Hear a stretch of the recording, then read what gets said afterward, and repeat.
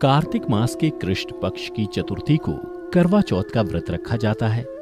इस दिन सुहागिन महिलाएं अपने पति की दीर्घ जीवन की कामना हेतु ये व्रत करती हैं।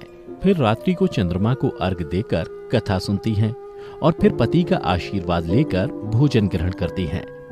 आज की इस वीडियो में हम आपको करवा चौथ की कथा सुनाने जा रहे हैं, तो चलिए कथा शुरू करते हैं। समय पहले की बात है, किसी गांव में एक साहूकार रहता था। उसके 7 पुत्र और एक पुत्री थी। एक बार कार्तिक मास की कृष्ण पक्ष की चतुर्थी यानी करवा चौथ के दिन साहूकार की पत्नी सहित 7 बहुएं और उसकी बेटी ने करवा चौथ का व्रत रखा। फिर जब शाम हुई तो साहूकार के बेटे खाना खाने बैठे तो उन्होंने अपनी बहन से कहा, बहन अब शाम हो गई है, आओ खाना खा लो।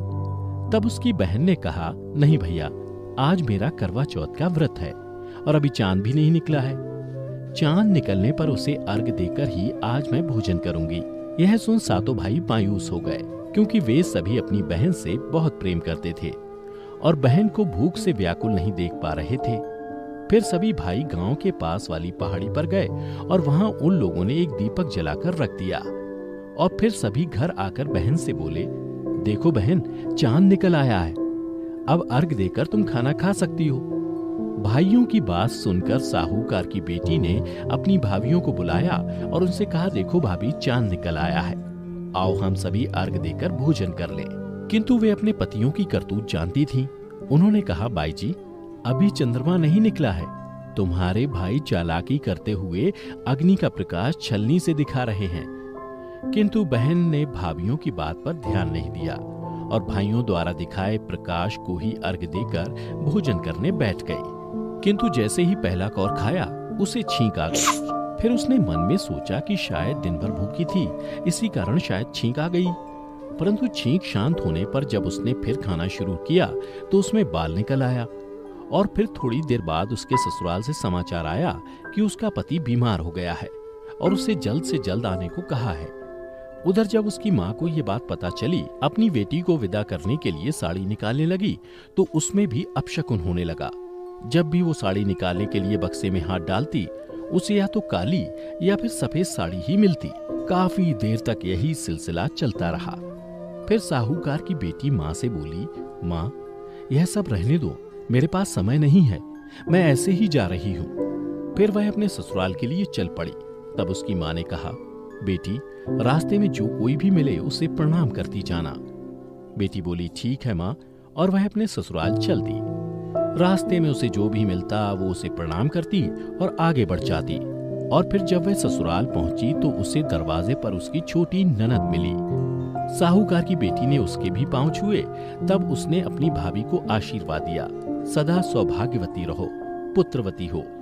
उसके बाद जब वह घर के अंदर गई तो उसने देखा कि उसके पति का शव आंगन में जमीन पर रखा है और उसे अंतिम संस्कार के लिए शमशान घाट ले जाने की तैयारी हो रही है। फिर वो पति के शव के पास गई और शव से लिपटकर जोर जोर से रोने लगी। उसके बाद जैसे ही लोग उसके पति को ले जाने लगे तो वो चिल्लाते हुए बोली, मैं अपने पति को नहीं ले जाने दूंगी, और जिद करने लगी। किंतु गांव वाले जब नहीं माने तो साहूकार की बेटी उन लोगों से बोली, मैं भी इनके साथ शमशान चलूंगी, और फिर साथ साथ शमशान चली गई। शमशान घाट पहुंचने पर जब उसके पति के अंतिम संस्कार का समय आया और उसे चिता पर लिटाया जाने लगा तो वो बोली, मैं अपने पति को जलाने नहीं दूंगी। यह सुनकर शमशान घाट में मौजूद लोगों ने उसे काफी समझाया, लेकिन वो अपनी जिद पर अड़ी रही। तब गांव वाले आपस में बातें करने लगे कि ये कैसी महिला है जो पहले तो अपने पति को निगल गई और अब उसे मुक्ति भी नहीं मिलने दे रही। इन बातों का भी साहूकार की बेटी पर कोई प्रभाव नहीं पड़ा और वो अपने पति के शव को लेकर वहीं बैठी रही। तब गांव वालों ने निर्णय किया कि इसे यहीं छोड़ दिया जाए और इसके रहने के लिए एक छोटी सी झोपड़ी बनवा दी जाए।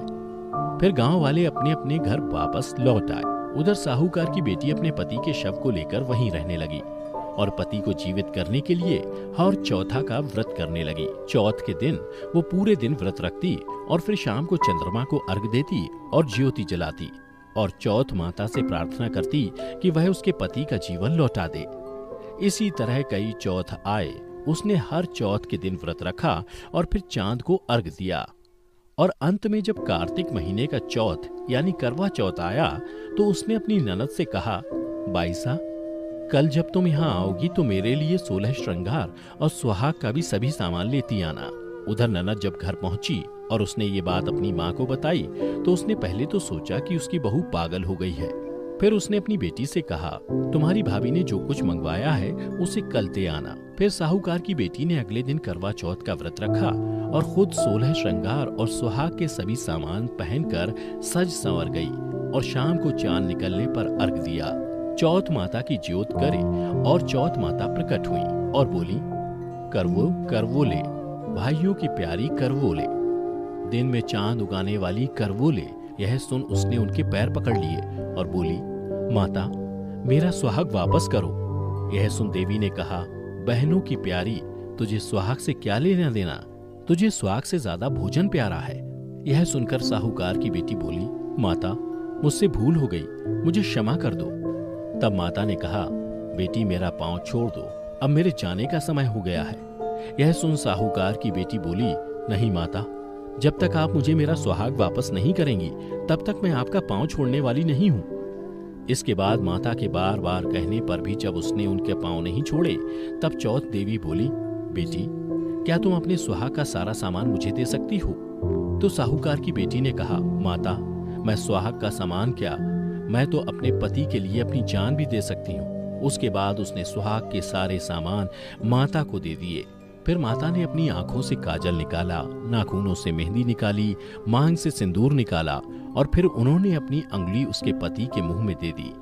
थोड़ी देर बाद उसका पति जीवित हो गया। यह देख साहूकार की बेटी खुशी से झूम उठी और उसने माता को साष्टांग प्रणाम किया। फिर चौथ माता जाते जाते उसकी झोपड़ी को महल में बदल दिया। उधर देर रात जब उसकी ननद उससे मिलने आई तो उसने देखा कि वहां झोपड़ी की जगह महल बन गया है। यह देख उसे बड़ा ही आश्चर्य हुआ। फिर वह डरती डरती उस महल के अंदर गई जहां उसने देखा कि उसका भाई जीवित हो गया है। फिर साहूकार की बेटी की नजर जब अपनी ननद पर पड़ी तो वह दौड़कर उसके पास आई और बोली, देखो बाईसा, आपके भाई जीवित हो गए।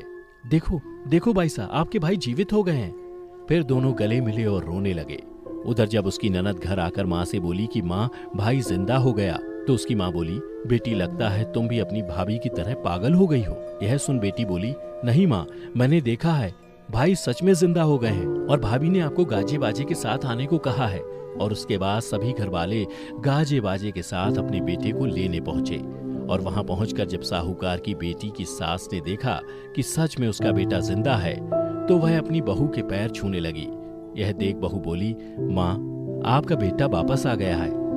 सास बोली, बेटी तुम धन्य हो, मैंने तो साल भर पहले ही अपने बेटे को मरा हुआ समझ लिया था, किंतु तुम्हारी तपस्या के कारण वो साल भर बाद फिर से जिंदा हो पाया है। तो करवा चौथ की कथा दोस्तों आज यहीं समाप्त होती है, किंतु गेहूं की 13 दाने दाएं हाथ में लेकर ही यह कथा सुने और कथा सुनने के बाद अपने सासू जी के चरण स्पर्श करें और करवा उन्हें दे दे। पानी का लोटा और गेहूं के दाने अलग रख ले। रात्रि में चंद्रोदय होने पर पानी में गेहूं के दाने डालकर उसे अर्घ